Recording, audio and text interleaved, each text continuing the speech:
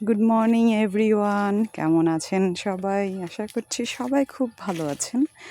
আর আপনাদের আশীর্বাদে আমরা বেশ ভালোই আছি। আর আজকে তো বাসায় চলে যাব, তাই হচ্ছে সকাল সকাল রান্নাঘরে চলে আসলাম, কেননা আমার রান্নাঘরটাকে ক্লিন করে নিতে হবে। আর হচ্ছে নাস্তা হিসেবে ডিম সিদ্ধ দিয়ে দিলাম, আর বাইরে গেছে হচ্ছে আমার বর নাস্তা কিনে আনার জন্য, আর ঘরে হচ্ছে ডিম সিদ্ধটাই করে দিব। আর এখন হচ্ছে রেডি হয়ে গেলাম ঝটপট করে, আর মাঝখানে তো অনেকগুলো কাজ ছিল, সেগুলো শেষ করে ফাইনালি আমরা বাসায় চলে যাচ্ছি।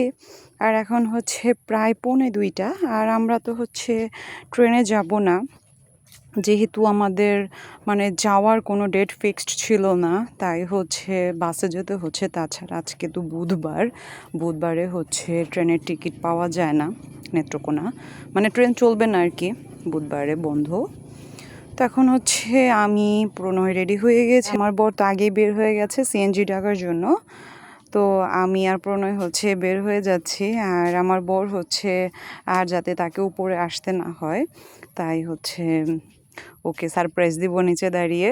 তাছাড়া আমি কখনোই হচ্ছে আগে যাই না, ও অলওয়েজ গাড়ি ঠিক করে আমাকে ফোন দেয়, তারপর আমি নামি। কিন্তু আজকে একটু ব্যতিক্রম করছি, কেননা একটুও যাতে দেরি না হয়। অলমোস্ট 2টা বেজে গেছে, তো বাসা থেকে যথেষ্ট লেট হয়ে গেছে। তাছাড়া বাসায় কখন যাব, অনেকটা রাত হয়ে যাবে। তো ফাইনালি আমরা বের হয়ে গেলাম, আর বাসায় যাওয়ার খুশি তো আছেই। আর হচ্ছে মানে পছন্দের মানুষগুলোকে, কাছের মানুষগুলোকে কতদিন বাদে দেখবো, সেই কোরবানি ঈদের মধ্যে গিয়েছিলাম, এরপরে তার আশাই হয়নি। তো খুবই এক্সাইটমেন্ট কাজ করছিল। তাছাড়া ট্রাভেল করলে তো ভালোই লাগে। আর ওইভাবে তো আসলে কোথাও যাওয়া হয় না, আমাদের তো বাসাতেই থাকতে হয়। তো যখন যখন হচ্ছে মানে বাসায় যাই আর কি, তো ভীষণ একটা আনন্দ হতে থাকে। মানে 4 দেয়ালের ভেতর থেকে হচ্ছে বের হব, খুবই ভালো লাগে এটা ভাবতে। এবার তো আমাদের সাথে সাথে অনেকগুলো ব্যাগ নিয়ে যাচ্ছি, কেননা এবার শ্বশুর বাড়ির জন্য হচ্ছে বটি, তারপরে হচ্ছে শিল পাটা, আরও অনেক কিছুই কিনেছি, সেগুলো তো আপনাদের সাথে মোটামুটি শেয়ার করেছি। তো দেখা যায় মানে জিনিসগুলো নিতেই হচ্ছে আমাদের প্রায় 3টা ব্যাগ হয়ে গেছে। একটাতে বটি নিলাম, আরেকটার মধ্যে শিলপাটা ছিল। এই যে কি যে ওজন, কি বলবো, অনেক কষ্ট হচ্ছিল।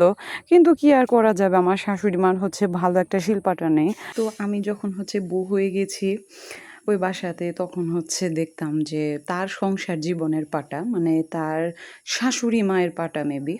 তো ওইটা না একেবারে মানে কেমন যেন মাঝখান দিয়ে একটা গর্ত টাইপের হয়ে গেছে। তো আমি আসলে এই টাইপের পাটায় বাটতে খুবই কষ্ট।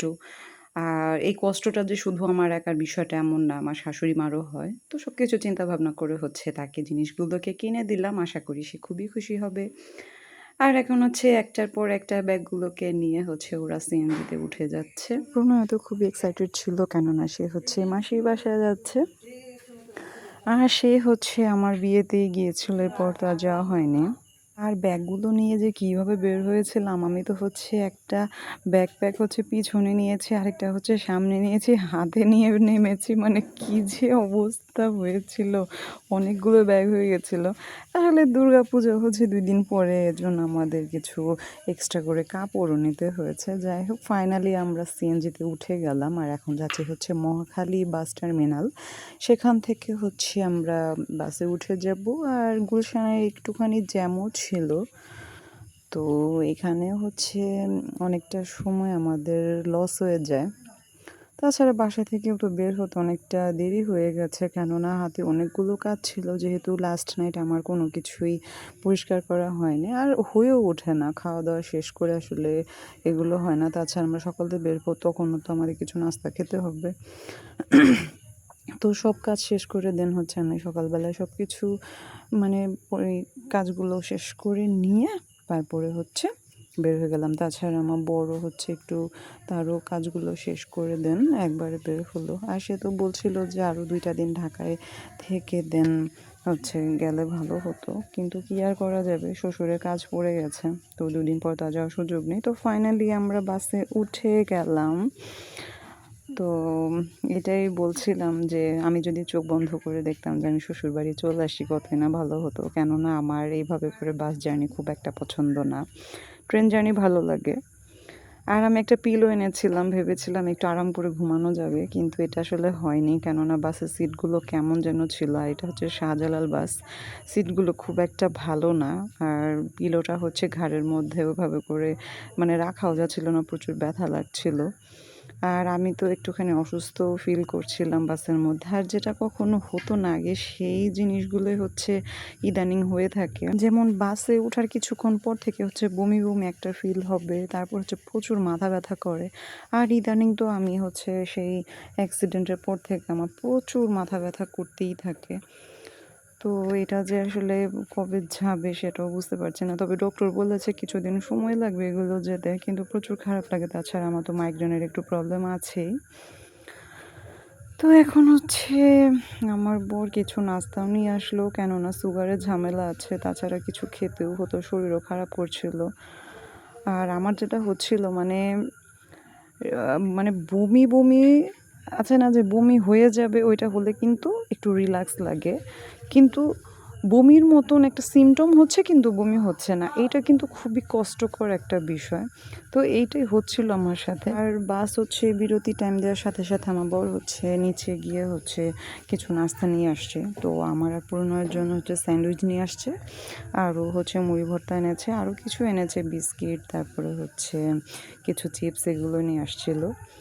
তো বাসটা আবার ছেড়ে দিল। আর আমি এখানে কিছু গাছ দেখছিলাম, কামিনী ফুল গাছ, মানে এই রোডগুলোর মধ্যে না একেবারে ভরে আছে এই গাছগুলো দিয়ে।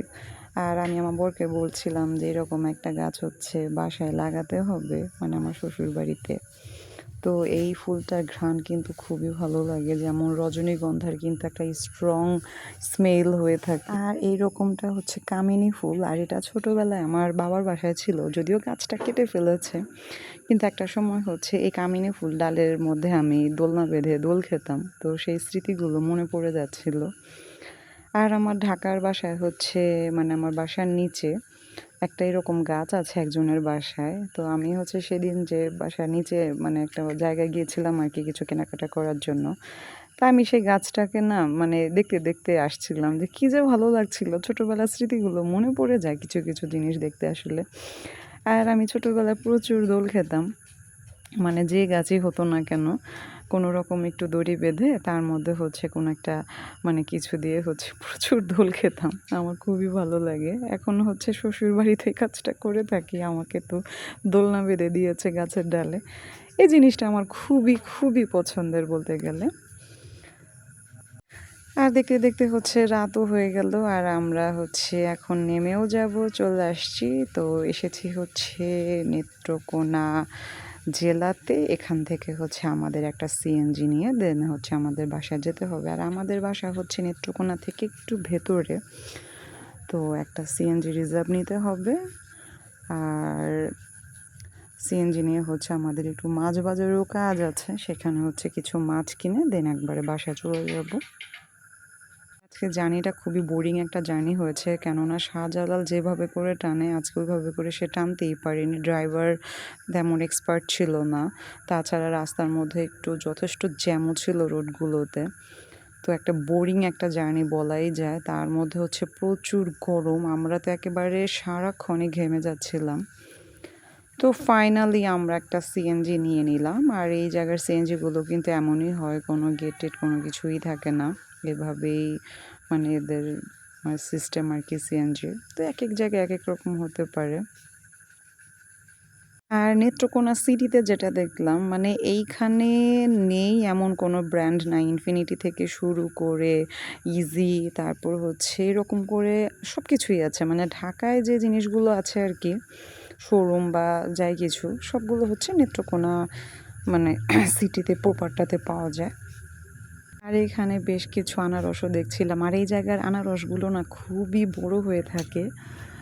আর আমার বর হচ্ছে মাঝখানে গাড়িকে একটু থামিয়ে মাছ কিনেও নিয়ে আসলো।